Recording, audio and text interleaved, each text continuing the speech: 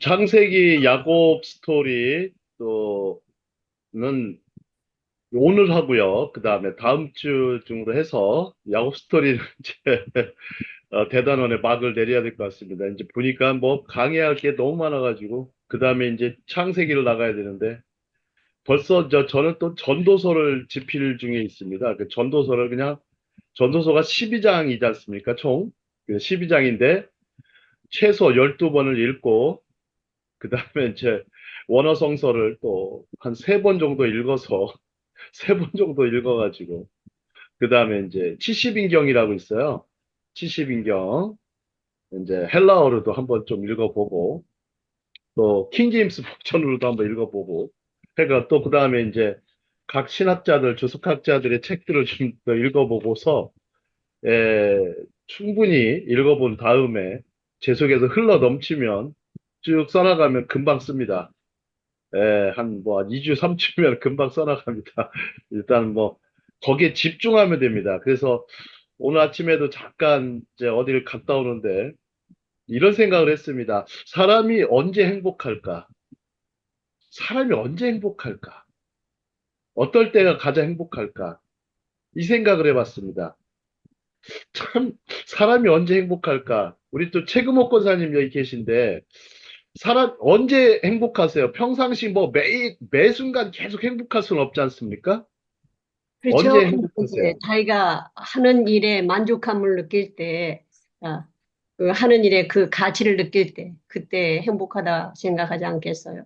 근데 박사님 같은 경우에는 그런 일로 인해서 결과물을 만들어내고 많은 사람들이 그거에 대해서 선한 영향을 받고 그럴 때 행복하실 것 같아요. 예, 맞습니다. 이거 뭐 사람이 그 칙센트마이라는 사람이 있어요. 철학자 중 칙센트마이인데 미국의 이제 지금 클레어몬트 대학의 교수인데요. 이 철학자가 말하기를 사람이 언제 행복하냐라는 질문에 몰입할 때 행복하다. 몰입할 때. 그 몰입이라는 단어를 쓸 때 커미트먼트라는 단어를 안 쓰고 플로우라는 단어를 씁니다. 이 플로우가 흐름이지 않습니까? 흐름을 타고 핵심을 딱 잡는 데서 행복하다 그렇게 얘기를 해요. 이 뭘 몰입하는 게 뭘 행복할까? 그러니까 몰입을 하는 사람들의 몰입의 이유가 있다라는 겁니다. 좋아서 즐거워서 하다 보니까 그냥 때가 되니까 어느 정도 흘러가면 행복해지더라는 거죠. 행복감이 막 차오른다는 거죠. 그래서 전도서를 딱 보다가 이게 전도서가 좀 가장 성경 중에서 해석하기가 가장 난해한 부분입니다. 특히 이제 아가서와 더불어서 물론 잠언이 조금 잠언도 해석하기 어려운데 솔로몬은 왜 이렇게 어려운 책을 썼을까? 도저히 뭐 어떤 학자들이 수많은 학자들이 덤벼도요. 이 솔로몬의 그 지혜를 따라갈 수가 없어요. 그 다음에 여기에 시크릿이 있고 코드가 숨겨 있는데 솔로몬이 결국 말하고자 하는 것은 행복이었습니다.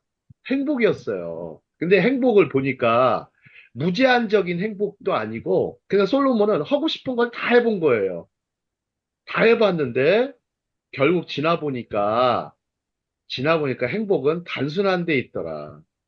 나머지 일들은 다 바람 잡는 것들이었더라. 하면서 어떤 탄생과 죽음, 그 때 안에, 그 때 세상이 들어있어요. 그 솔로몬 책에는 때 세상이 들어있습니다. 그래서 그 솔로몬이 마지막에 그런 얘기 하죠. 여러 책을 짓는 것은 끝이 없고 많이 공부하는 것은 몸을 피곤하게 한다. 그러므로 하나님을 경외하고 그것이 인간의 본분을 지키는 것이 행복하다라고 얘기합니다. 그러면 이런 거예요. 아직 써지지 않은 책은 책이 아닌 거예요. 아직 그 부르지 못한 노래는 노래가 아닌 거고요. 아직 연주되지 않은 교향곡은 음악이 아닙니다. 우리에게는 아직 최고의 날이 오지는 않았습니다. 하지만 이 지상을 넘어서 언젠가는 영원의 나라로 가게 돼 있습니다. 그 인간 지상에서 영원으로 나아가는 삶 속에 행복이 있고 또 하나 한계가 있습니다. 그 틀 안에 탄생과 죽음이란 그 틀 안에서 움직이다 보니까 순간순간이 매 순간이 소중한 겁니다. 특히 나이 드신 분이나 특히 저는 이제 말기암 환자 어떤 분의 고백을 들어본 적이 있습니다. 이분은 아주 유명한 교수예요. 근데 교수인데 불과 58세로 돌아가십니다. 돌아가신 지 좀 됐어요. 그분이 직접 말씀하신 걸 들었는데 하루가 이렇게 얼마나 소중한지에 대해서 여러분도 잘 모른다. 단 몇 초도 소중한 것이다.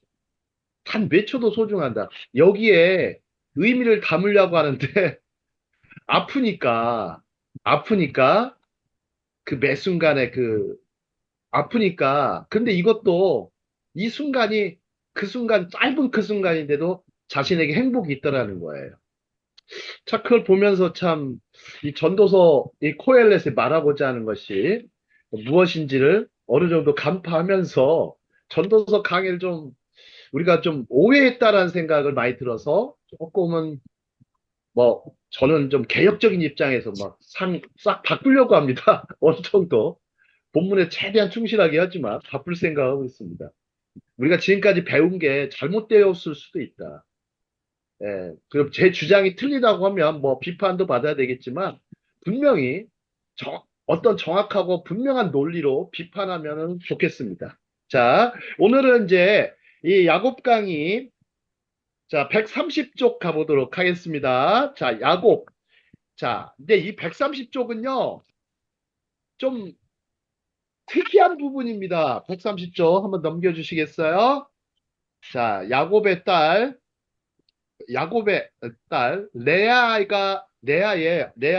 딸 디나의 강간 사건이에요. 이게 좀 저는 되게 불편했어요. 아니, 창세기 34장이 나오는데 아니 청년 시절에 이 대목을 읽다가 이런 더럽고 추한 사건이 왜 기록이 되었을까? 아, 저는 이게 깜짝 놀랐어요. 성경이 하나님의 감동과 영감으로 되어 있다고 하면서 아, 왜 이런 기록에 대해서 왜 이다지도 대놓고 기록하였는가 고민했어요. 근데 그래가지고 이제 마침 뭐 질문도 못했어요. 질문도 못했어요. 어? 강의하시는 교수님께서 질문도 못하고 그냥 이렇게 저렇게 세월이 흘러서 다시 세월이 흘러서 제가 이제 성서를 공부하고 연구하고 그러다가 이제 이 강의안을 집필하다가 아니 디나 사건이 늘 빼놓을 수가 없겠다는 생각이 들었어요. 자, 야곱의 일생에 디나라는 외동딸이 있었습니다. 그런데 어느 날 세겜의 왕자 이름이 이제 세겜이에요. 예, 레이프 즉 강간 사건을 겪습니다. 자, 오라버니들이 누가 있었죠? 이 오라버니들은요 디나의 친오빠들이에요. 그 레아가 낳은 친오빠들이에요. 그 레위가 시므온과 레위가 세겜성 남자들에게 할례를 하도록 하고 서컴이죠. 서컴을 하도록 하고 그 고통 중에 세겜성 남자들을 몰살하는 사건이 벌어집니다. 자, 이 사건이 왜 세겜성에서 벌어졌어요? 저는 세겜을 여러 번 가봤거든요. 지금은 이제 사마리아 지역인데 이 세겜성을 여러 번 가봤어요. 그래서 이 야곱의 이 디나의 강간 사건을 굉장히 거기서도 반추해 보았습니다. 자, 다음 장 가보도록 하겠습니다. 자, 디나 사건에 대한 해석 문제. 자, 1번. 이 이야기의 다의적인 해석이 분분하다. 다양한 해석이 있고요. 두 번째, 디나의 침묵, 그리고 야곱의 침묵이 있었다는 거예요. 자, 희생자들. 이때요, 야곱은 아무 말도 하지 않습니다. 심지어요, 디나도 아무 말도 나오질 않아요. 어? 왜 그럴까? 아니, 아무런 말도 나오질 않습니다. 아니, 좀 특이한 부분이에요. 그 다음에 세 번째, 디나가 정말 잘못한 것일까? 디나에게 책임 전가하는 듯한 인상을 받았습니다. 디나는 저 영어식 이름은 티나예요, 티나. 네 번째, 할례를 종교적 수단이 아닌 살해를 위한 수단으로 사용하는 시몬과 레위를 보십시오. 이거 참 진짜 야곱 일생의 최대의 위기였습니다. 야곱 일생의 최대의 위기예요. 자, 야곱은 험난한 세월을 보냈습니다. 험난한 세월을 보내고 이제 또 야복강에서 하나님을 만나 분이엘의 밤을 보내었고, 그리고 또 에서를 만나서 굉장히 화해하고 새롭게 에, 자신의 어떤 삶을 안정적으로 꾸려나갈 수가 있었는데, 이 세겜에서 일어난 사건 때문에, 근데 이 사건이 왜 기록됐는가 하면 결국 하나님께서는요, 나중에 보시면 베델로 돌아오게 하겠다는, 베델로 돌아오게 하시는 뭐가 섭리가 있었던 거예요. 근데 그게 작용했다고 하는데 이거 해석하기 어렵습니다. 이거 너무 잔인하지 않느냐. 너무 잔인하지 않느냐. 또 다섯 번째 하나 보겠습니다. 통혼의 문제가 크게 발생했습니다. 즉 세겜 사람하고 자 야곱의 집안 사람들은 여기는 다르죠. 다른 집안이죠. 그리고 또 세겜은 가나안 사람들이고요. 야곱은 히브리인입니다. 히브리인인데 이 두 사람 두 족속들이 두 민족이 서로 통혼하는 경우는 없었습니다. 물론 에서가 통혼을 한 건 사실이에요. 자, 그 다음에 창세기 34장 1절 보겠습니다. 레아가 야곱에게 낳은 딸 디나가 그 땅 딸들을 보러 나갔더니 그랬어요. 어? 그 땅에 딸들을 보러 나갔다고 했어요. 이게 무슨 일일까요? 한번 맞춰보세요. 한번 그 땅에 딸들을 보러 나갔대요. 여자들이 어떻게, 아마 디나가 매우 아마 10대 시절이었을 거라고 추측할 수 있습니다.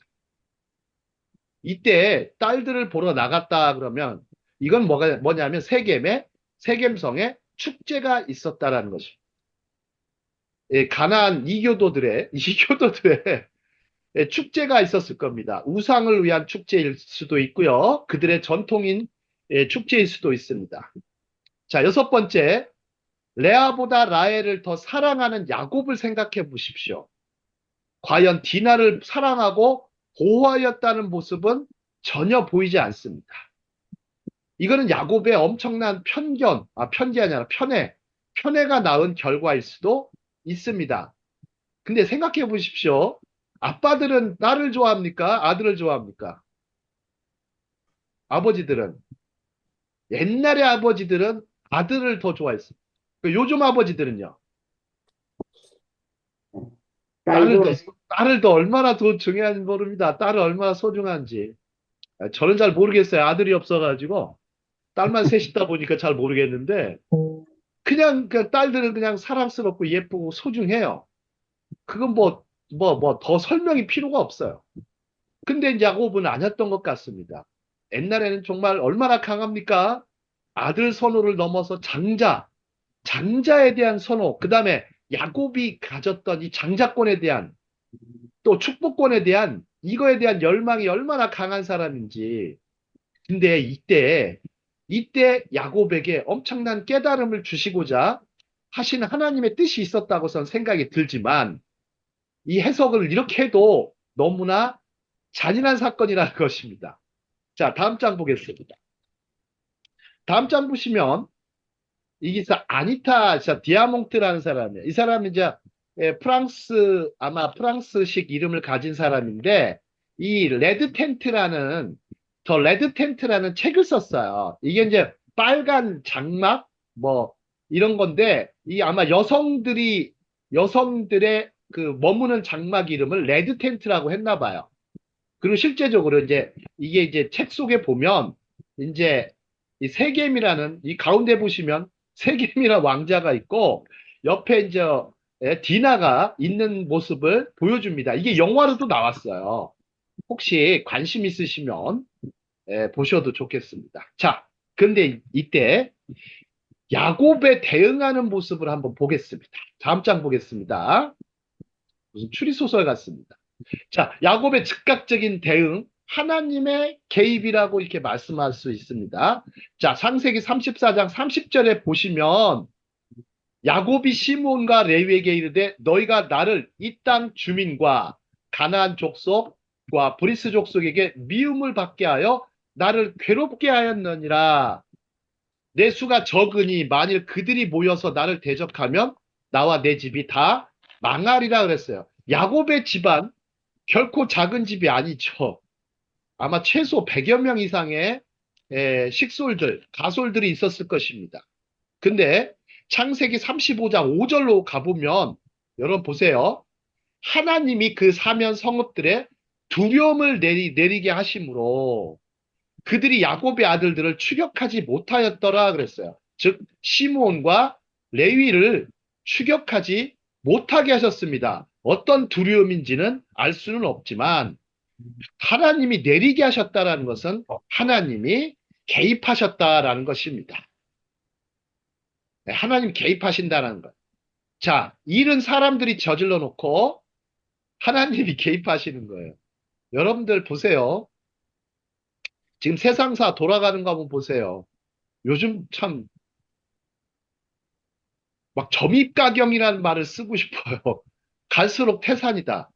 지금 뭐 처처의 전쟁 소식, 기근과 전쟁, 그 다음에 홍수와 난리와 난리, 또 홍수와 지진, 너무나 심각하죠. 기후변화뿐만. 지금 이제 기독교권에서도 우리가 좀 다시 생각해 봐야 됩니다. 이제 지구의 위기가 왔어요. 사실상. 지구인의 위기일 수도 있고, 심지어 이거는 기독교의 위기일 수도 있습니다. 이게 왜 우리가 당하는 일이 비단 외부 세계만 이렇게 우리 말고 뭐 남들이 당하는 일이야 생각할지 모르지만 세계가 지금 어떤 사회가 되고 있어요? 초연결 사회가 되어 있습니다. 하이퍼, 하이퍼 커넥티비티 소사이어티가 됐어요. 하이퍼 커넥티비티 소사이어티. 즉, 초연결 사회가 됐어요. 이 사회에서 우리가 정말 살아남기 위해서 해야 될 일들과 전략들이 얼마나 많은지 모릅니다. 하지만 수많은 사건과 사고 속에서도 여전히 하나님이 개입하고 계시다라는 것을 우리는 또 기억해야 됩니다. 기억해야 됩니다. 그래서 하나님께서 전쟁도 허용하시는 거고 또 여러 가지 많은 재난도 허용하시는 것을 볼 수가 있습니다. 이것은 뭔가 우리에게 하나님께로 돌이키도록 하시는 전적인 메시지가 있다고 저는 확신합니다. 자, 다음 장 보겠습니다. 자, 그런데 야곱이 보세요. 여러분 창세기 49장 5, 7절로 가보면 야곱이 시몬과 레위에 대한 예언이 있어요. 이 예언을 보면 야, 참 야곱이요. 기억력이 참 비상합니다. 벼르고 있었던 거예요. 어떻게 자신의 아들들한테 예? 사랑하는 아들 시몬은 첫째 아들이잖아요. 그죠? 둘째 아들이. 그리고 뭐, 저기가 있고, 둘째 아들이고, 레위는요? 셋째 아들이에요. 이렇게 들어가고, 그 다음에 이제 유다가 나오고. 그렇죠? 이런 아들들인데, 레아에게서. 근데 시몬과 레위는 형제요. 뭐라고 썼습니까? 그들의 칼은 폭력의 도구로다. 이렇게 했어요. 내호나 그들의 모의에 상관하지 말지어다. 이제 심지어 모의를 했다라는 거예요. 내 영광아 그들의 집회에 참여하지 말지어다. 야, 이 폭력에 대해서 야곱은 참 이 폭력에 대해서 예언하고 있습니다. 자, 그들의 분노대로 사람을 죽이고 그들의 혈기대로 소의 발목 힘줄을 끊었음이로다 이렇게 했어요. 그 노여움이 혹독하니 저주를 받을 것이요. 야곱의 예언에 뭐 아들들을 축복했다 이런 대목이라고 많은 사람들이 설교했다고 하지만 이 축복이 아니죠. 그죠? 그냥 예언입니다. 이렇게 될 거라고. 분기가 맹렬하니 저주를 받을 것이라. 내가 그들을 야곱 중에서 나누며 이스라엘 중에서 흩트리로다 그랬어요. 여러분들 나중에 보십시오. 12지파가 형성이 되어서 가나안 땅에서 분배를 다 받았습니다. 근데 나중에 보십시오. 시므온과 레위는 결국에는 이스라엘 중에서 결국엔 흩어지는 일이 벌어집니다. 자, 그러면 좀 더 구체적으로 한번 들어가 볼까요? 저 외경에 보시면 마카베오서가 있어요. 마카비서. 잠깐 보겠습니다. 다음 장이요.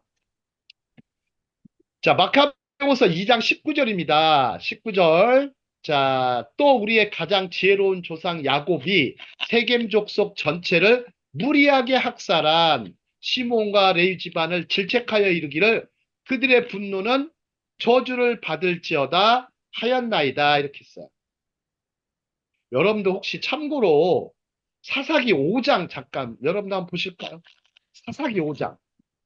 제가 뭐 성경 학자다 보니까 나름대로 뭐 성경에 조예가 있다고 그렇지 않습니다.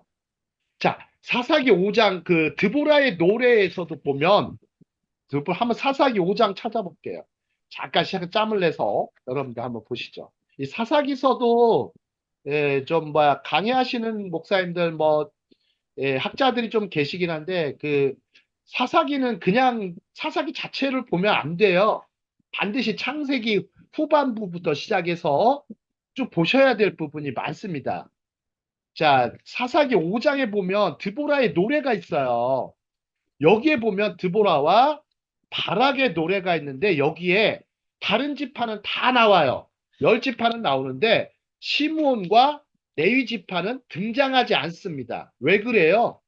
드보라가 누굽니까? 드보라가 누구예요? 여자 사사잖아. 여자 판관이잖아. 그죠? 폭력에 판관이 하는 일이 뭡니까? 폭력죄를 묵과하지 않겠다는 거예요. 이들의 폭력죄, 폭력을 넘어서 살인죄죠. 묵과하지 않겠다는 거예요. 무엇보다도 성경에 여러분들 성경 하나님께서 창조도 도덕적 창조를 했다고 그러죠. 우주 창조. 어? 도덕적 인간 창조. 여기에 기초에서 보면 시몬과 레위는 정말 씻을 수 없는 죄를 지은 겁니다. 그래서 드보라와 바락의 노래에서도 시몬과 레위는 등장하지를 않습니다. 자, 그러면 다른 사실을 한번 찾아보겠습니다. 자, 다음 장. 다음 장에 보시면 우리가 알아야 될 디나 10가지 사실들입니다. 우리가 좀 잘 생각해 보셔야 돼요.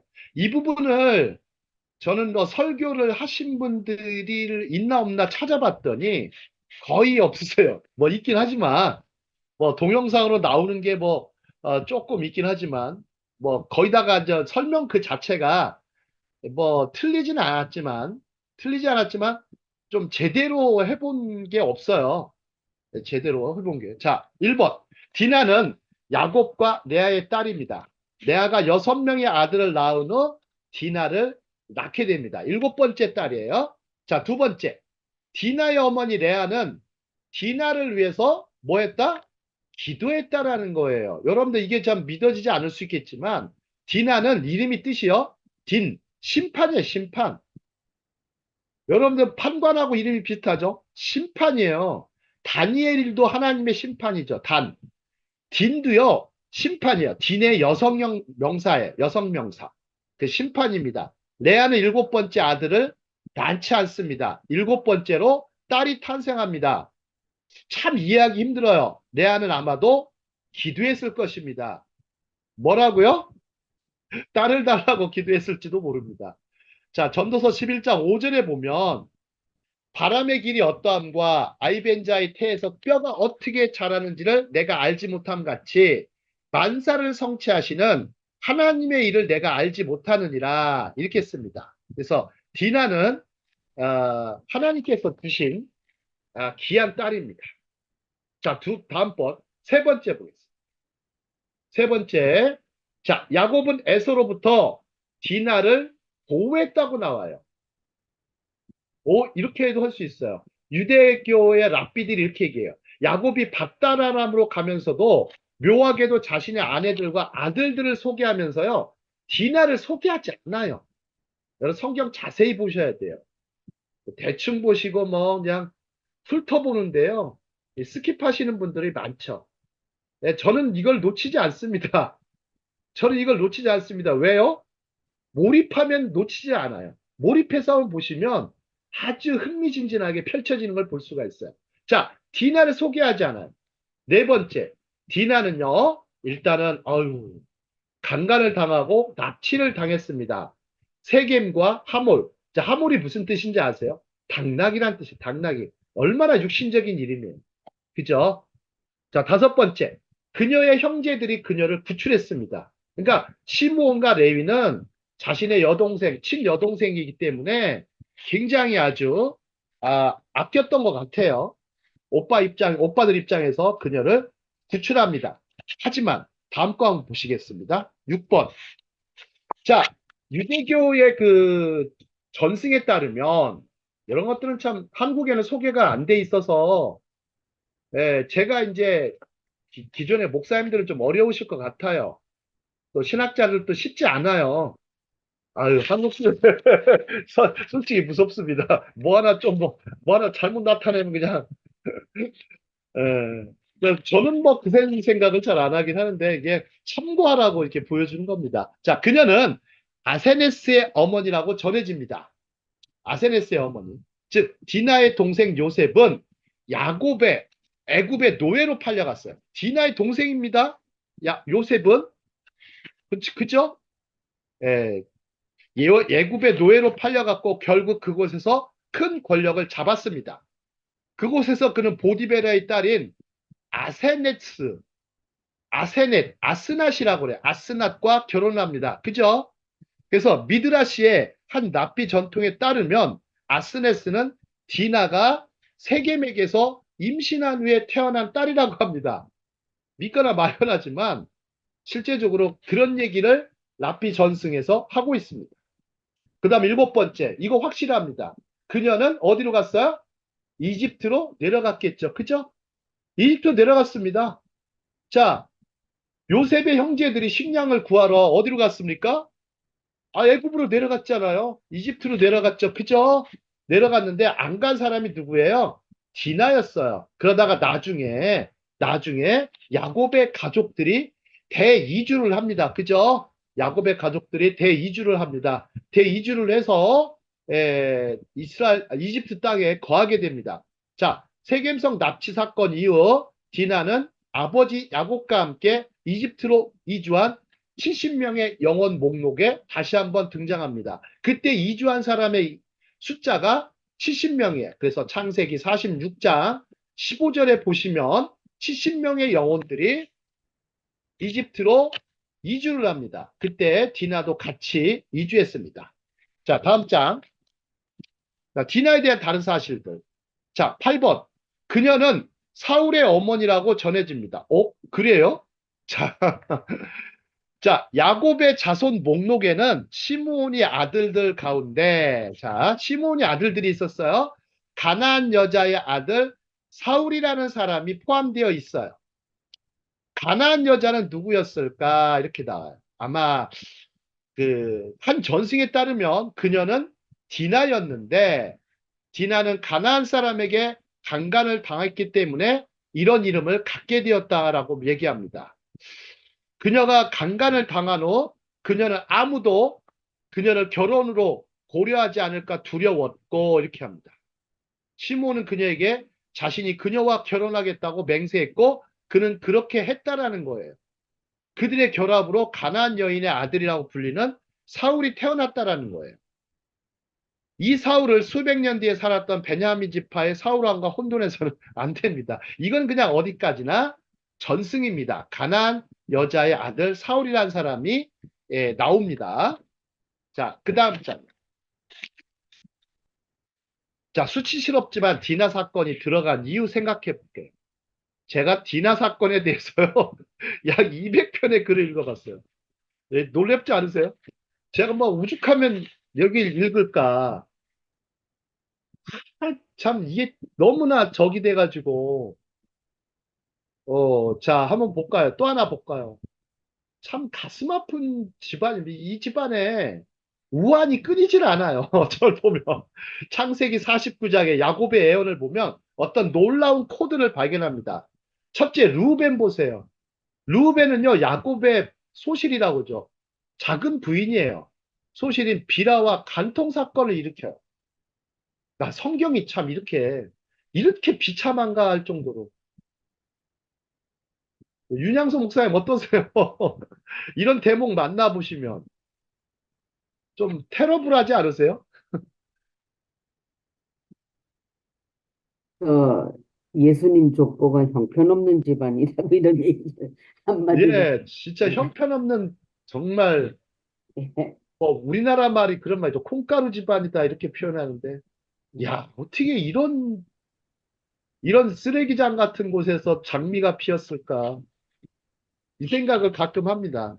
근데요, 참 성경은 참 예나 지금이나 잘 생각해보면 참 솔직한 책이라는 생각이 듭니다. 우리들은 사람들 그렇잖아요. 수치를 가리우잖아요. 네. 자, 아담과 하와는 무화과 잎사귀로 수치를 가리웠습니다. 하지만 성경은요, 그 수치를 드러냅니다. 수치를 드러내는데, 야, 참 읽으면서 제가 얼굴이 빨개집니다. 그러면서 우리에게 주는 메시지는 우리는 이렇게 살지 말아야 된다는 거를 이렇게 살지 맞나. 말아야 된다. 이들의 조상들도 이래야 했는데 이런 거야. 성경은 또 뭐라고 하냐면 야, 믿음의 조상들도 이렇게 살았는데 우리는 이렇게 못 살 것 같냐? 다 이렇다는 거예요. 우리는 모두 다 하나님 앞에서 철저히 죄인이다라는 거예요. 아마 칼빈은 그래서 그랬던 것 같아요. 예? 철저히 죄인이다. 그래서 철저히 하나님의 은혜가 없으면 전적 구원, 전적 타락이 있었기 때문에 전적 구원에 아마 교리, 그런 어떤 신학을 펼친 것 아닌가 생각이 듭니다. 자, 그리하여 보십시오. 르우벤을 보십시오. 르우벤은 장자의 권한을 상실합니다. 그두 번째 세겜성 남자들을 살해하고 약탈한 시므온과 레위의 예언을 보면 시므온은 어디 지경에 들어가요? 유다 지경에 들어가요. 유다 지파에. 그리고 레위는 지파의 땅을 하나도 못 받고 전국적으로 흩어져요. 저 이스라엘 중에 흩어지리라는 말씀이 똑같아요. 그대로 이루어져요. 이게 뭐 성경 말씀 어찌 보면 여러분 조작할래야 조작할 수가 없어요. 저는 막 연구하다 보면 야, 이게 하나님의 이 그 영감과 하나님의 그 신실함, 이 말씀에 대한 사실성에 깜짝깜짝 놀랍니다. 자, 장자의 권한은 유다에게로 나중에 돌아가죠. 이 유다를 부각시키기 위해서 모세는 루벤 사건과 디나 사건을 기술하게 된 것입니다. 자, 다음 장 보겠습니다. 자, 야곱의 삶의 부흥이 이제 일어납니다. 창세기 35장 봅니다. 자, 야곱은 어디로 돌아옵니까? 야곱은 돌단을 쌓은, 즉 베델로 다시 돌아옵니다. 베델이 뜻이 무엇입니까? 베이트 엘, 하나님의 집으로 돌아옵니다. 여러분들 보세요. 시편 23편에 보면 다윗의 시편 있죠. 내가 여호와의 집에 어떻게 한다고요?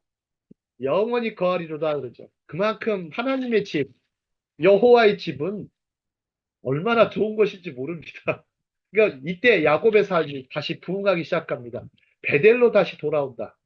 자, 같이 한번 읽겠습니다. 일어나. 여러분 음소거하시고 일어나. 같이 읽겠습니다. 시작. 일어나. 베델로 베델로 올라가서 거기 거기를 거하라. 가라. 거하라. 내가 내 형 내가 내 에서를 형의 에서 낯을 피하여 도망하던 때 내게 나타났던 내게 나타났다 하나님께 하나님께 거기서 제단을 쌓아 재단을 쌓아라. 재단을 미즈베아라고 합니다. 미즈베아. 재단을 쌓아라. 즉 처음에는 돌단을 쌓았고 나중에는 제대로 재단을 쌓았겠죠. 그죠? 처음에는 뭐 자기가 베고 있는 돌베개를 가지고서 돌단을 쌓았습니다. 아마 야곱에게는 이 하나님과의 그 뜨거운 첫사랑, 뜨거운 첫사랑을 기억했을 것입니다. 하나님과의 첫 만남, 물론 그 전부터 하나님은 함께 하셨지만 구체적인 첫 만남에서 하나님의 음성을 듣고 아마 야곱은 그 음성에 다시 이끌려서 또다시 베델로 돌아가게 됩니다. 여러분, 행동은 우리가 하고 하지만 인도하시는 것은요, 계획하고 행동은 우리가 할지 몰라도 인도하시는 분은 하나님이시라는 것을 야곱을 통해서 많이 보여줍니다. 우리가 막 그냥 알아서 내 힘대로 그냥 내 뜻대로 움직이는 것 같지만 결국에 멀리 내다보면 결국 하나님의 인도하심이 있다라는 것을 생각하면서 현재의 고난을 참아 나가야 됩니다. 자, 세겜의 모든 사건은 야곱이 있어야 할 베델이 아닌 세겜으로 갔기 때문에 일어난 거예요. 세겜으로 갔기 때문에 일어난 거예요. 가지 말아야 할 곳에 가서 일어난 거예요. 그냥 삶의 안정을 찾아가지고 갔더니 결국 거기시 가장 불안한 장소가 돼버렸어요. 여러분들, 아브라함의 조카가 롯입니다. 자, 아브라함의 목자와 롯의 목자들이 서로 물과 풀을 놓고서 양식을 놓고서 싸웠습니다. 그때 아브라함이 롯에게 선택하라고 하죠. 네가 좌하면 내가 우하고 네가 우하면 내가 좌하겠다. 그래서 롯이 요단 동편으로 갑니다. 아주 아주 여호와의 물된 동산 같은 곳으로 가요. 아주 뭐 멋지고 화려한 좋은 곳으로 갑니다. 소위 한양으로 가는 거예요. 서울로. 아, 얼마나 좋아요. 시골에서 그냥, 아이고, 할 일도 별로 없고, 맨날 그냥 고생만 하는, 아니, 할 일이 없는 게 아니지. 할 일은 넘치고 고생만 한 그곳이 아니라 아주 편하고 정말 즐거운 그런 곳으로 가죠. 가보지만 결국에는 심판의 땅이 돼버렸습니다. 심판의 자리가 돼버렸어요. 심판의 자리. 여러분들, 복 있는 사람은요. 그래서 이 복인 1장에 그 나오는 복 있는 사람이 아마 아브라함이 아니겠느냐라고 얘기해요. 악인의 꾀를 쫓지 아니하며 또 뭐라고 합니까? 오만한 자의 자리에 앉지 아니하고 죄인의 길에 서지 아니하고 오직 주의 율법을 주야로 묵상하는 자로다 그렇습니다. 묵상하는 겁니다. 여러분 낮에도요. 그 흐름을 타야 되는 거예요. 몰입해가지고 묵상하는 거예요. 여러분들 뭐 이 성경책 펼치기만 하면 묵상하는 것 같죠? 그렇지 않아요. 펼치지 않아도 우리 묵상할 수 있어요. 왜요? 암송한 말씀이 있고 은혜 받은 말씀이 있고 또 지켜야 될 말씀이 있기 때문에 우리는 묵상하는 거예요. 뭐 굳이 뭐 다른 거 죄를 묵상할 겁니까? 열심히 나쁜 짓 할까를 궁리할 겁니까? 그런 걸 모의할 거예요, 다른 사람들하고? 그거 아니잖아요. 우리는 하나님의 몸된 교회, 예수님의 몸된 교회의 일원입니다. 우리는 교회입니다, 교회. 우리는요, 그리스도의 몸된 교회예요, 교회. 여러분들 에베소서로 잠깐 가보시면 교회의 머리는 그리스도이십니다. 우리는 그리스도의 몸이기 때문에 그 발 아래요. 그 발 아래 어둠의 권세, 죄의 권세, 사단의 권세 밟을 수 있어요. 왜? 발이 어디 있는 거예요? 몸이 어디 있어요? 아, 발 위에 있잖아요. 발 위에 있으니까 밟는 거예요, 교회가. 교회가 밟는 거예요. 참 강의할 때 여자의 후손은 뱀의 머리를 치는 거예요. 저희들은 뱀의 머리를 치는 거예요. 그놈들이 그냥 저기 뭐야 우리의 발꿈치를 치더라도 그죠? 우리는 뱀의 머리를 치는 겁니다. 자, 근데 이제 그는 자 보실까요? 자, 야곱은 마침내 하나님께서 지시하신 곳으로 갔습니다. 자, 창세기 31장 13절. 우리 다시 한번 펼쳐볼게요. 창세기 31장 13절. 창세기 31장 13절로 가겠습니다. 네. 누가 한 분 읽어주시겠어요? 창세기 31장 13절.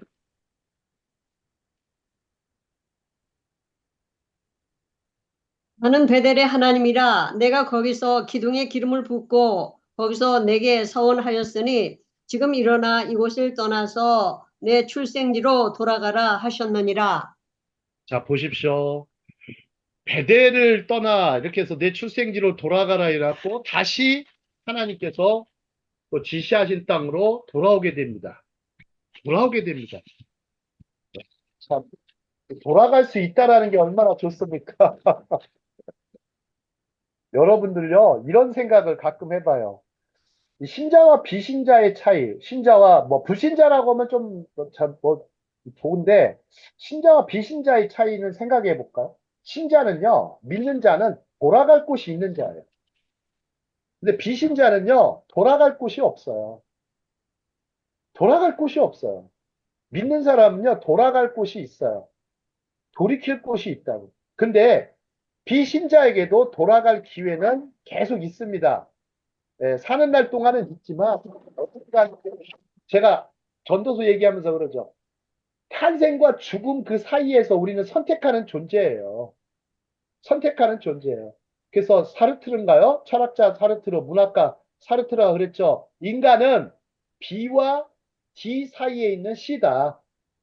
인간은 birth. 자, B가 birth죠. 탄생. D가 뭡니까? death. 그 사이에 뭐 하는 거예요? choice.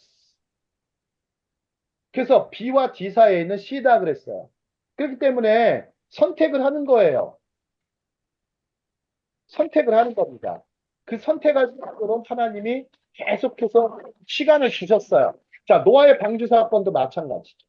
시간을 120년을 주셨습니다. 엄청 긴 시간 주셨어요. 엄청 긴 시간. 그렇게 해도 8명만 구원받았어요. 8명만 물에서 건진받았어요. 그렇게 해도 여러분들 정말 사람들이 이렇게 후에 심줄 같아요. 잘 안 돌이킵니다. 안 돌이켜. 우리에게 돌아갈 곳이 있다라는 거, 본향이 있다라는 거, 얼마나 감사합니까? 영원히 있다라는 거. 자, 다음 장 보겠습니다. 다음 장 보시면 34장과 5장의 결정적 차이가 있습니다. 자, 34장은요, 하나님을 단 한 번도 언급하지 않아요. 왜 그래요? 디나 사건은요, 이스라엘 역사상 가장 추악한 장 중 하나로 기록돼요. 하나님의 이름이 단 한 번도 기록되지 않아요. 창세기에 매번 나오거든요. 아니, 창세기가 50장으로 구성되어 있는데, 그 중에 안 나오는 장이 34장입니다. 그래서 무슨 문서 가설 어쩌고 저쩌고 해가지고, 신학자들이 제2문서니, 무슨 문서니, 이렇게 하잖아요. 그런 이문서니, 피문서니 하지만, 창세기 34장 안 나와요. 창세기 35장은요, 대신 10번 이상 반복해서 언급해요. 그러니까 베델이나 이스라엘과 같은 이름으로 11번 더 언급됩니다. 모세의 기록 중 특이한 부분이에요. 이 모세가 그냥 기록한 게 아니고 여기에 무슨 코드가 있어요. 코드 혹은 제가 가끔 얘기하는 소드가 있죠. 소드. 히브리어로 소드. 소드가 뭐라고 그랬어요? 소드가 비밀이에요. 비밀. 신비에 신비. 미스테리가 있어요. 그리스어로는 미스테리온이 있다고. 미스테리온. 이걸 기억하셔야 돼요. 34장에서 35장 넘어갈 때 정말 하나님의 이름이 이렇게 등장했다가 5장으로 넘어가면서 등장하는 거. 이걸 꼭 기억하셔야 됩니다. 자, 밑에 부분 보시면 야곱이 자기 집 사람과 자기와 함께한 모든 사람에게 이르되 너희 중에 있는 이방 신들을 버리고, 이방 신들 일단 버려야 돼요. 그 당시에 야곱의 집안에 이방 신들을 모셨던 것 같아요. 그 다음에 자신을 깨끗하게 하고 정결하게 하고 의복을 바꿔라. 여러분들 입던 옷을요 버리란 얘기예요. 입던 옷을 버리란 얘기예요. 새 옷 입으란 얘기예요. 왜요? 여러분들 옷을 우리가 별값도 아닌 것 같죠, 옷이. 여러분들 사람이 옷이 날개야라는 말을 많이 씁니다. 어떤 옷을 입냐에 따라서 사람이 달라져요. 만약에요, 목사님이 승복을 입으면 어떻게 됩니까? 목사님으로 보여요? 스님으로 보여요? 그래도 목사님으로 보여요? 예, 그거 아니죠. 근데 예를 들어서 제가 학생복을 입었어요. 제가 학생으로 보입니까? 아니면 그런 거예요. 여러분들에게 하나님께서는요, 하나님의 성품에 맞는 옷을 입어야 돼요. 이상한 옷을 걸쳐가지고. 그래서 아까 이제 목사님이 이제 요새 목사님께서 어거스틴 말씀하셨는데, 어거스틴이요, 이 정욕을 위해서 육신의 옷을 입지 말고 그랬다. 어거스틴이 로마서 몇 장인가? 13장인가? 거듭날 때 육신을 위해서 정욕을 위해서 육신의 옷을 입지 말고 의의 옷을 입으라고 그러셨죠? 여러분들, 그게 중요합니다. 자, 그 다음에 그런즉 우리가 일어나 베델로 올라가자. 베델로 나의 환난 날에 내게 응답하시고 그랬어요. 내가 가는 길에서 나와 함께 하신 하나님께 내가 거기서 재단이 뭐라 했죠? 히브리어 미즈베아를 쌓으러 가노라. 이제 정식으로 쌓는 겁니다. 정식으로 예배를 드리러 가는 거예요. 그전에는 좀 약간 좀 초보자일 때는, 예배 초보일 때는 그냥 돌베개 갖다 놓고 했지만, 여러분들 초보 때가 참 좋았던 것 같아요. 처음 때가 참 좋았던 것 같아요. 처음 뜨거웠을 때. 처음 뜨거웠던 시절 한번 생각해 보세요. 처음 뜨거웠던 시절. 그 시절로 다시 돌아갈 수 있다면 얼마나 좋겠습니까? 하지만 돌아갈 수 있습니다. 우리는 뭐예요? 돌아갈 수 있는 사람이에요. 뭘 타고요? 타임머신을 타고. 우리는요, 물리적인 타임머신이 가지고 이 영원이란 타임머신을 타고 갈 수가 있어요. 과거로도 갈 수 있고요. 미래로도 갈 수 있습니다. 근데 미래는 모르니까 되도록 미래로는 가지 마십시오. 미리 천국으로 가 있을 거다 상상하시는 것도 좋은데요. 예, 예, 과거로 가서 그 첫사랑, 그 첫 은혜를 기억하는 거 굉장히 중요합니다. 자, 그래서 제가 첫사랑을 얘기하려고 합니다. 첫사랑. 자, 다음 장. 자, 엘베델. 하나님은 엘베델이에요. 베이트 엘베델. 엘이 두 번 나와요. 엘이 두 번, 하나님의 이름이 두 번 나옵니다. 엘베델. 야곱의 첫사랑이죠. 엘베델. 엘베델. 하나님의, 이거 제목이 있다 재밌어요. 여러분들 보세요. 하나님의 이름이요. 하나님의 집의 하나님이에요. 아니, 특이한 히브리어 구절이에요. 아니, 히브리어 선생하면서도 이렇게 해석이 되는 게 좀 특이했어요. 하나님의 집의 하나님이에요. 원래 뜻이. 그러면 여러분, 하나님의 집, 교회의 하나님, 이렇게 생각할 수 있고, 말씀의 집의 하나님, 또 평강의 집의 하나님, 기도의 집의 하나님, 만민의 기도하는 곳이니까. 이렇게 볼 수 있는데, 자, 한번 보시죠. 민수기 24장 5절에 보면, 마토브, 오할레카, 야코브, 미시케노테카, 이스라엘. 이거 어디에서 나온 말씀이에요? 이거 어디에서 나온 말씀이에요? 민수기 24장은요. 아시는 분?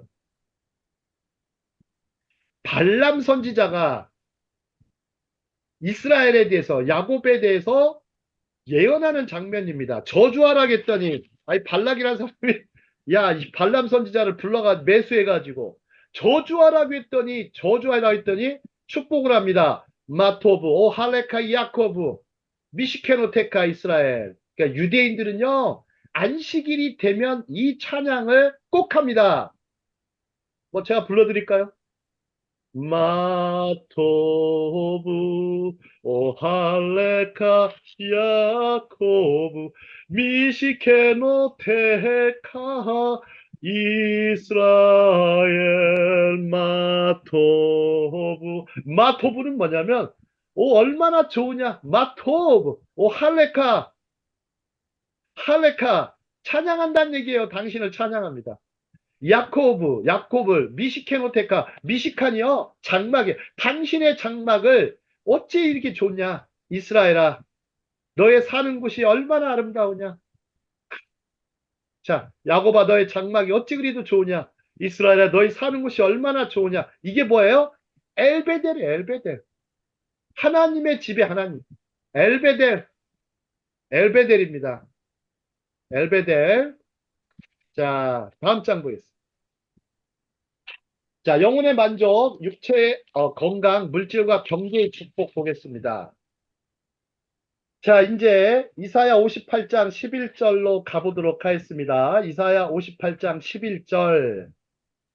자, 이제 베델을 딱 보면서 느꼈던 거는요, 요단강이 물된 동산, 에덴 동산이 아닙니다. 여러분들 꼭 물된 동산 하면 아주 그냥 물이 풍부하고 자원이 풍부하고 먹을 것이 넘치고 자연 경관이 너무 좋고 아주 축복된 환경이라고 이렇게 생각하겠죠? 그건 인간적 해석이에요. 정말 인간적 해석하지 마세요. 성경을요, 인간적으로 해석하면요, 해석이 안 돼요. 해석이 안 돼요. 아무리 지적인 노력해보세요. 우린 자꾸 팔이 안으로 굽거든요. 사람인지라 그런 거예요. 자꾸. 자, 여호와가 너를 항상 인도하여 메마른 곳에서도 나오잖아. 그죠? 내 영혼을 만족하게 하며 내 뼈를 견고하게 하리니 너는 물된 동산 같겠고 물이 끊어지지 않으면 샘 같을 것이라. 여러분들 메마른 곳에서 우리를 메마른 곳에 있어도요. 우리가 물된 동산 같고 끊어지지 않으면 샘 같다는 거예요. 이게 바로 적과 꿀이 흐르는 사상이죠. 광야에 우리 인도에서도 광야에 있어도 우리는 적과 꿀을 경험하면서 살아가는 것이고 물된 동산을 경험하는 것입니다. 그곳이 바로 베델이었어요. 여러분 세겜이 훨씬 더 좋았을 거예요. 환경은. 하지만 베델은 환경이 열악했을 거예요. 베델 열악한 곳에. 근데 그곳이 야곱에게는 가장 안정되고 가장 평안하고 가장 행복한 곳입니다. 자, 그 다음에 다음 번 볼게요. 자, 험악한 세월을 보냈나이다. 자, 이거는 어디에 있는 내용입니까? 야곱이 바로에게 바로 불려갔을 때 바로 앞에서 얘기하면서 바로에게도 축복합니다. 야곱은요, 아들들에게도 축복했지만 바로에게도 축복합니다. 이해하지 못하는 구절이에요. 135년을 살면서 험악한 세월 그랬을 것 같아요. 그죠? 아들 둘이 저지른 일 뿐만 아니라 디나 사건뿐만 아니라 수많은 또 삼촌 어 부터 부두의 삼촌부터 시작해서 수많은 사건 사고를 겪으면서 험악한 세월을 보냈죠. 아버지 이삭보다 더 심지어 할아버지 아브라함보다 더 했을 거예요. 자, 우리도 광야와 같이 험악한 세상을 살아가는 사람입니다. 요즘 세상 험악합니다. 정말 험악합니다. 그러나 내적인 축복과 미래의 소망이 담겨 있음을 기억해야 됩니다. 이걸 모르고 막 정말 육체의 건강, 물질과 경제의 축복에 매여 계시고 그러시면 안 됩니다. 자, 예수님께서 갈리엘리 들판에서 설교를 하셨습니다. 요한복음 5장에 보시면 예수님이 오병이어로 5천 명을 먹이는 사건이 나타납니다. 그때 사람들은 예수님을 아주 어마어마한 양식의 축복, 물질의 축복, 혹은 정치적으로도 그때 아주 그 로마의 압제, 혹은 그 통치에 또 헤롯 왕이라는 그 엉터리 왕의 압제와 탄압 속에 있었던 이스라엘 백성들이, 이 백성들이 건져줄 어떤 정치적 혹은 경제적 메시아라고 생각했습니다. 하지만 근데 예수님께서 나는 하늘에서 내려온 떡이다. 나는 하늘에서 내려온 생수다 그러시니까 사람들이 떠났습니다. 사람들이 그때 떠나죠. 너희가 양식을 먹고 배부른 까닭이다. 너희가 양식을 먹고 배부른 까닭이다. 그러니까 예수님께서 뭐라고 하십니까? 수많은 사람이 떠났는데 베드로한테 제자들한테 그러죠. 너희도 나를 떠나려냐 그래요. 그러니까 베드로가 뭐라고 합니까? 주여 영생의 말씀이 계시오매. 주의 영생의 말씀이 계시오매. 우리가 어디로 가오리까? 이게 여기서 나온 거예요. 코바디스 도미네. 주여 어디로 가시나이까요, 이게. 코바디스 도미네. 주여 어디로 가시나이까? 영생의 말씀이시여. 주님, 어디로 가시나이까? 근데 그때 여러분들 생케비치의 코바디스에 보면 그 대목이 나와요. 다시 십자가에 달리러 가신다는 거예요. 부활하신 예수님께서. 부활하신 예수님께서. 베드로가 도망가니까. 베드로가 도망가니까. 에? 자, 예수님의 그 한결같은 마음은요, 구원에 달려있는, 네 영혼에 대한 구원의 문제. 여러분, 참, 요즘은 너무 풍족한 것 같아요. 참, 과학이 문명이 너무 발달해가지고, 이렇게 줌으로 하는 것도 저는, 너무 좋은 것 같습니다. 한편으로 좋은데, 한편으로 또 불편하기도 합니다. 예, 불편하기도 합니다. 왜 그러냐면요. 제가 불편한 말씀을 많이 합니다. 불편한 말씀. 편한 말씀 전해줘야 되는데, 편한 강의 해줘야 되는데, 불편한 강의를 많이 합니다. 근데 지나고 나 보면요, 불편한 게 편한 거더라고요. 예. 시인 구상 아세요? 구상 시인? 크리스찬 시인 중에. 구상 시인이 쓴 시가 있어요. 너의 앉은 자리가 꽃자리니라는 시가 있어요. 지금은 힘들고 험한 시절이지만, 너의 앉은 자리가 꽃자리야. 예? 가시밭길 같아도 네가 앉은 자리, 가시방석 같아도 너가 앉은 자리가 꽃자리니라 이렇게 시를 썼어요. 자, 이제 시간 관계상 하나만 더 보도록 하요. 루벤까지만 보겠습니다. 자, 야곱의 놀라운 기억력과 예언과 축복입니다. 루벤입니다. 자, 루벤 창세기 49장 보도록 하죠. 가장 안타까운 아들이 누구였을까요? 첫 아들이겠죠. 그죠? 그래서 이름이 뭐야? 루벤. 벤이 아들이에요. 루가 보다야, 보라. 로의 로. 보라 아들이로다. 보라 아들이로다. 이름이 얼마나 좋아요. 자, 루벤은 발음하면 라빌로 발음된 뭐 늑대라고도 하는데요. 늑대. 자, 근데 좀 잘 생각해 볼게요. 루벤이 잘하는 건 하나가 있어요. 요셉을 해치지 않도록 보호해 준 사람은 루벤이에요. 아마 큰형의 역할은 아마 조금 있었던 것 같아요. 그래서 루벤은 요셉을 살리려고 했는데 형제들이 미디안 사람들에게 요셉을 팔아버리자 슬피 부르짖었습니다. 어떤 기록에는 보세요. 요셉도 후에 루벤이 자신을 구하려고 했던 일을 언급합니다. 요셉도 그래요. 자기 형이, 그래서 큰형이, 장형이 자신을 구한 거,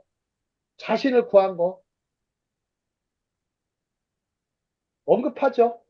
자, 랍비 문헌에 보면 루벤이 형제들로부터 요셉을 구하려고 했기 때문에 잘 보세요. 첫 번째 도피성이 있어요. 여러분 도피성 잘 이해가 안 가요. 뭐 재미도 별로 없어요. 도피성. 바로 루벤 지파의 땅에 위치했다고 전합니다. 예. 저는 뭐 아직 젊지만 성경학자입니다. 그러다 보니까 이 성경을 좀 보는 눈이 좀, 좀 달라요. 여러분들하고는 많이 달라요. 예. 많이 달라요. 자, 장자권이 빼앗긴 비운의 아들이 루벤이에요. 비운의 아들. 한 장 더 보겠습니다. 한 장만 더 하고, 예, 마치도록 하겠습니다.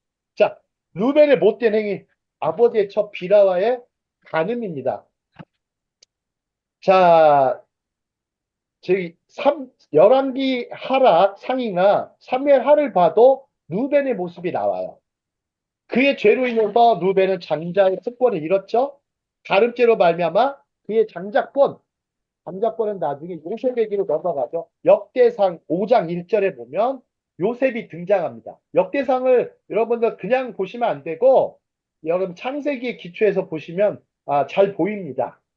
자, 루벤은 요셉을 죽이는 데는 동조하지 않았지만 요셉을 노예로 파는 것은 동조했어요. 어찌 보면 에서보다 더 장자권을 못 지킨 사람이에요. 그죠? 에서는 정말 그래도 뭐 특별하게 그런 건 없어요. 없는데 루벤은 너무나 안타까운 사람이에요. 그러면 야곱의 안타까운 심정은 어땠을까를 생각해 보십시오. 야곱의 안타까운 심정. 자, 아직 한 장이 또 남아있네요. 자, 보십시오. 한 장 더 보겠습니다. 자, 7계명. 여러분, 그래서 출애굽기 20장 4절. 간음하지 말라. 여러분, 간음죄를 생각해 볼게요. 간음죄는 한번 같이 읽겠습니다. 간음죄는 읽겠습니다. 시작.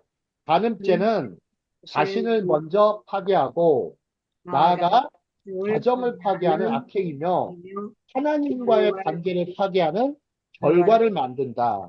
여러분들 가끔씩 이런 사고들이 현실적인 교회, 현재적인 교회에서도 나타나는 모습들이 있어요. 이러면 정말 하나님과의 관계를 파괴하는 결과를 마지막 맺습니다. 자, 그 예수님께서 이 세대를 비유하실 때 악하고 음란한 세대라고 정의하셨어요. 잠언 6장 32절 여기 나오죠. 여인과 간음하는 자는 무지한 자라 이것을 행하는 자는 자기의 영혼을 망하게 하며 그랬어요. 데살로니가서 4장 3절 볼게요. 하나님의 뜻은 이것이니 여기 나오잖아요. 너희의 거룩함이라 곧 음란을 버리고 그랬어요. 아유 정말 이 간음죄 음란죄는요 참 극복하기 어려워요. 참 극복하기 어려워요. 우리 육신의 욕망이 이렇게 강하기 때문에 참 극복하기는 어려운데요. 그러나 루터가 뭐라고 했습니까? 루터가 새가 내 머리 위에 날아갈 수는 있어도 새가 내 머리 위에 집을 짓게 해서는 안 된다. 죄악의 새가. 자, 왜요? 하나님의 거룩함, 하나님이 원하시는 것이 거룩하게 사는 것이니. 자, 그래서 우리는 요셉을 생각해 봐야 됩니다. 요셉을 생각해야 돼요. 창세기 39장 10절. 자, 다 같이 읽고 마치도록 하겠습니다. 여인이 시작. 여인이 날마다 요셉에게 청하였으나 요셉이 듣지 아니하여 동침하지 아니할 줄로 함께 있지로 아니하니라. 아니라 이게 중요합니다. 거부하는 거예요. 일단 그 심각한 죄의 함정을 빠지지 않도록 거부하는 겁니다. 거부하고 그 다음에 그 자리를 벗어나야 됩니다.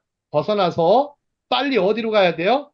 말씀 앞으로, 하나님 앞으로 빨리 도망가야 됩니다. 뭐 쫓아와도 도망가야 됩니다. 그게 바로 그 어디로 가야 돼? 또 하나님의 집으로 달려가야 됩니다. 아시겠죠? 그때마다 하나님의 집으로 와서 베델로 돌아와서 그 베델로 돌아와서 엘베델 하나님의 집에 하나님을 향하여 가야 됩니다. 자, 창세기 34장에서는 없던 하나님의 이름이 35장으로 가니까 11번이나 등장을 하죠. 11번이나 등장합니다. 참 많이 등장해요. 예, 창세기 1장에도 많이 등장하지만 1장에는 30번이 등장해요. 놀랍게도.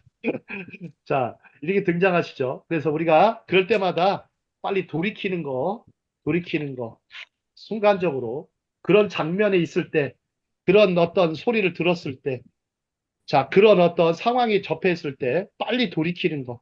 이거를 많이 연습해야 됩니다. 요즘 세대 어떻습니까? 요즘 세대. 뭐 나는 깜짝 놀랐어요. 응?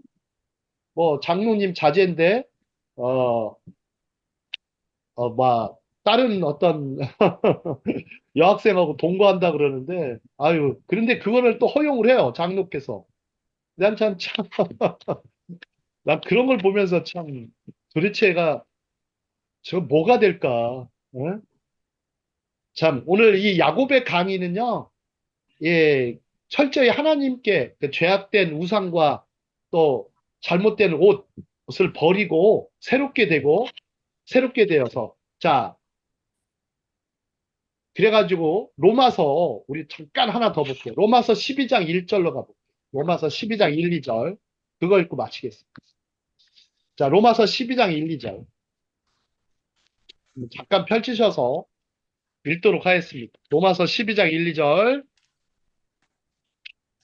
자, 피셨습니까?